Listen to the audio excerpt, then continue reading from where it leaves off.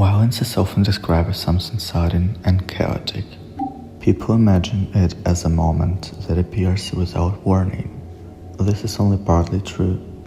While attacks often happen quickly, the conditions that make them possible usually take time to develop.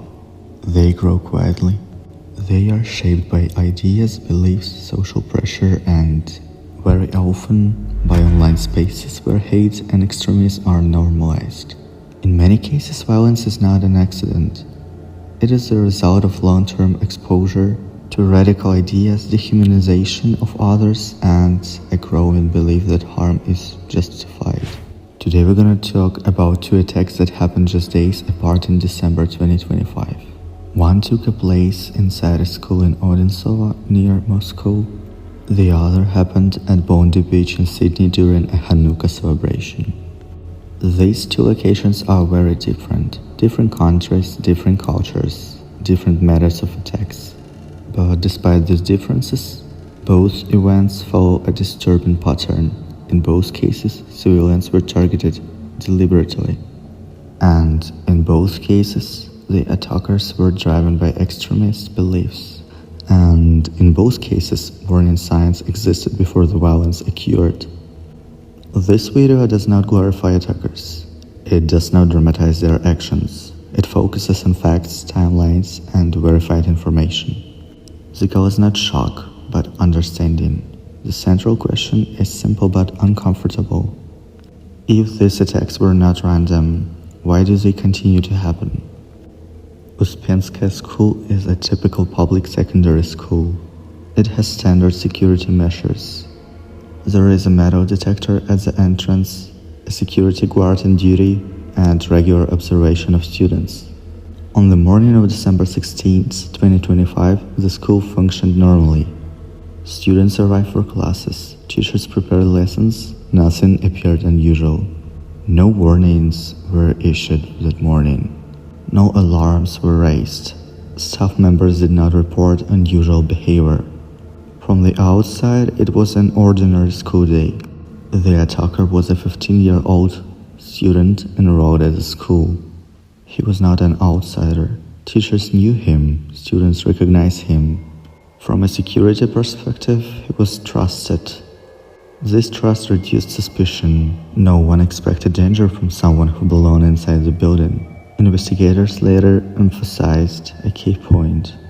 Many school attacks are not caused by security breaches from outside. They happen because the attacker already has access. The student moves through hallways the same way he did every day. His presence did not raise concern. This familiarity created a crucial weakness. Trust, which is necessary in educational spaces, was exploded. Later that morning, the attacker entered the school carrying knives. The metal detector failed to stop him.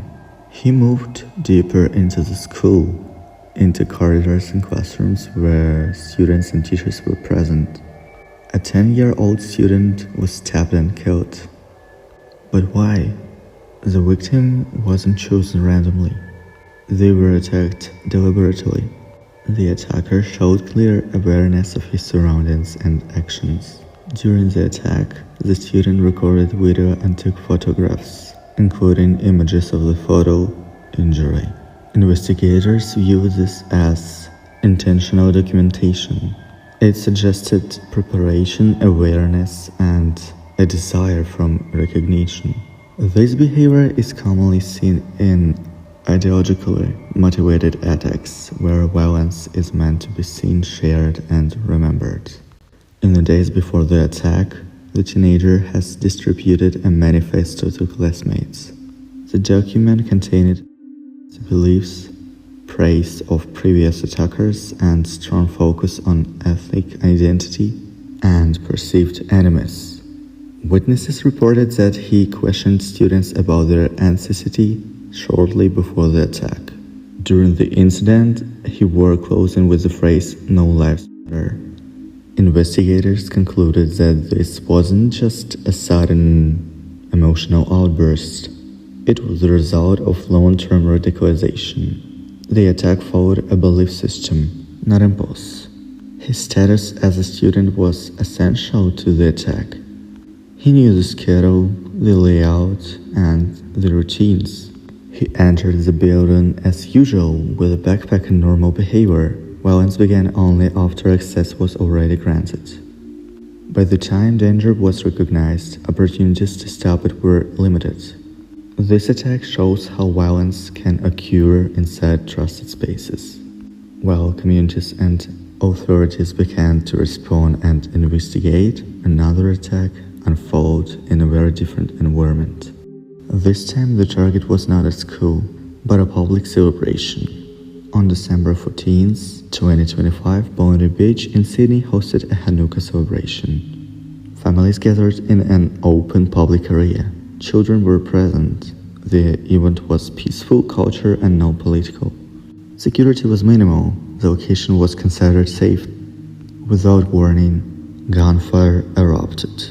Witnesses reported repeat, sustained shooting. Later, analysis confirmed that over 100 rounds were fired within minutes.